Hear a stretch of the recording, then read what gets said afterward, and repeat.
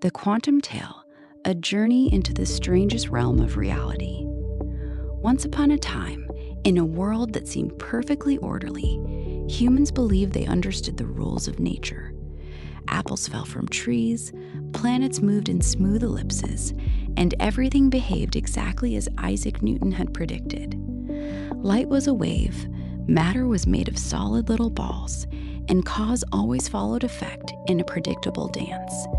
But at the very end of the 19th century, a quiet crack appeared in this perfect picture. In 1900, a German physicist named Max Planck was struggling with a stubborn problem. When scientists tried to calculate how hot objects glow, their equations predicted an absurd ultraviolet catastrophe, infinite energy pouring out at short wavelengths. The real world refused to cooperate. In desperation, Planck made a radical assumption. Energy is not continuous like water flowing from a tap. Instead, it comes in tiny, indivisible packets. He called them quanta. With this strange idea, the math suddenly worked perfectly. 5 years later, in 1905, a young patent clerk in Switzerland named Albert Einstein took Planck's idea even further. He declared that light itself is made of these quanta, tiny particles he called photons.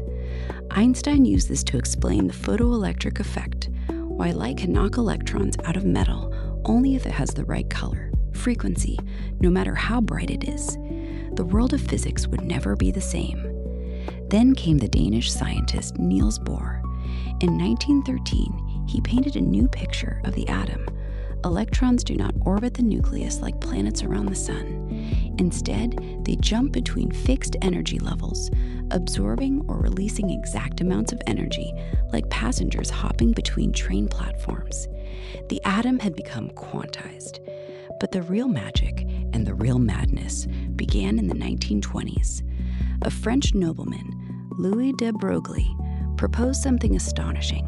If light waves can behave like particles, then perhaps particles like electrons can behave like waves. Experiments soon proved him right. Electrons, protons, even entire atoms could show wave-like interference. The most mind-bending demonstration is still the double-slit experiment. Imagine firing electrons, one by one, toward a screen with two narrow slits. If they were ordinary particles, you would expect two neat lines on the detector screen. Instead, they create a beautiful interference pattern, bright and dark bands, as if each electron had split itself and gone through both slits at once, interfering with its own wave. But here comes the twist that still haunts physicists. If you place a detector to see which slit each electron actually chooses, the interference pattern instantly disappears. The electrons start behaving like ordinary particles again. It is as though the very act of looking forces nature to make up its mind. This strange behavior led to one of the deepest ideas in quantum physics, superposition. A quantum object can exist in many possible states simultaneously until it is observed. The most famous illustration is Erwin Schrödinger's thought experiment. He imagined a cat sealed in a box with a device that might release poison depending on whether a radioactive atom decays. According to quantum rules, the atom is both decayed and not decayed at the same time, which means the cat is both alive and dead until someone opens the box and looks. Another pillar of this strange new world is Werner Heisenberg's uncertainty principle. It tells us that we can never know both the exact position and the exact speed of a particle at the same moment. The more precisely we pin down one, the more the other slips away. Reality itself has a built-in fuzziness. One of the most mysterious and beautiful chapters in our quantum story is quantum entanglement. Imagine two particles that have interacted closely and then flown far apart. Perhaps one stays on Earth, while the other travels to the other side of the galaxy. In the quantum world, these two particles can become entangled. They are no longer independent. Whatever happens to one instantly affects the other. If you measure the spin of the first particle and find it spinning up, the second particle, no matter how distant, will instantly be spinning down. It happens faster than any signal traveling at the speed of light could possibly reach it. There is no delay. The connection is immediate. Albert Einstein hated this idea. He called it spooky action at a distance and believed it proved that quantum mechanics was incomplete. Together with Podolsky and Rosen, he proposed the famous EPR paradox in 1935, hoping to show that hidden variables must exist to restore ordinary cause and effect. For decades, the debate continued. Then, in 1964, physicist John Bell created a clever mathematical test, Bell's inequality. If Einstein was right and hidden variables existed, certain measurements should obey this inequality. If quantum mechanics was correct, the inequality would be violated. In the 1980s and beyond, brilliant experiments, especially by Alain Aspect and later teams, tested Bell's inequality again and again. The results were clear. Quantum mechanics wins. Entanglement is real. The universe is deeply interconnected in ways that defy our everyday intuition of space and time.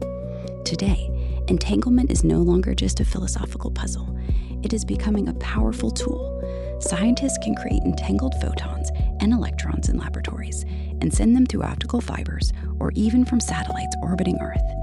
This spooky connection may one day allow us to build quantum networks for perfectly secure communication. Any attempt to eavesdrop would instantly disturb the entanglement and reveal the intruder.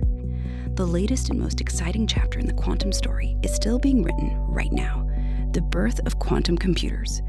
Ordinary computers use bits that are either 0 or 1. A quantum computer uses qubits, quantum bits.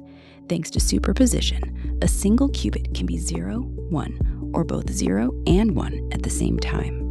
When you entangle many qubits together, the power grows exponentially. While a classical computer with 300 bits can represent only one number at a time, a huge but limited number, a quantum computer with 300 entangled qubits could, in principle, explore 2 to the power of 30 possibilities simultaneously, a number larger than the number of atoms in the observable universe. This incredible parallelism could allow quantum computers to solve certain problems that would take today's fastest supercomputers longer than the age of the universe. What kinds of problems? Breaking today's encryption codes, a serious concern for security agencies. Simulating complex molecules to discover new medicines and better batteries. Optimizing huge logistical problems, like the most efficient routes for thousands of delivery trucks. Searching enormous databases incredibly fast. Companies like Google, IBM, IonQ, and Rigetti, as well as research labs in China and Europe, have already built small quantum processors with dozens to over 1,000 qubits. In 2019, Google claimed quantum supremacy when their Sycamore processor solved a specific task in 200 seconds that would have taken a classical supercomputer 10,000 years. The road ahead is still difficult. Qubits are extremely fragile. The slightest noise or heat can destroy their delicate quantum states, a problem called decoherence. Scientists are racing to develop error-correcting codes and new types of qubits, using trapped ions, superconducting circuits, or even topical states to make quantum computers stable and practical. But the promise is enormous. In the coming decades, quantum computers may help us design new materials, understand photosynthesis at the quantum level, or even tackle some of the deepest questions in fundamental physics. And so our quantum tale continues. From Planck's desperate quanta to today's glowing quantum processors, we have traveled from a clockwork universe to one filled with probability, superposition, entanglement, and almost magical computational power. As the great physicist Richard Feynman once said with a smile, "I think I can safely say that nobody understands quantum mechanics, yet we keep exploring, because every time we peel back another layer of this quantum story, the universe reveals itself to be even more wondrous, more surprising, and more beautiful than we imagined."